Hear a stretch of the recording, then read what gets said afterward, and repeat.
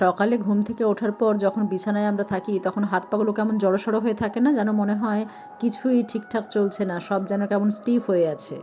অর্ণবের ক্ষেত্রেও তাই হয়, তবে অর্ণব অলস নয়। ও সকালে ঘুম থেকে ওঠার পর থেকেই একটু একটু করে নিজের জড়সড় হয়ে থাকা হাত পাগুলোকে অ্যাক্টিভ করতে থাকে। আজ অর্ণব তোমাদের স্টেপ বাই স্টেপ দেখিয়ে দিচ্ছে কিভাবে ঘুম থেকে ওঠার পর মশারির তলায় থাকাকালীনই শুরু করে দিতে হবে এক্সারসাইজ। ভালোভাবে দেখে নাও তাহলে কার পর কোনটা করবে।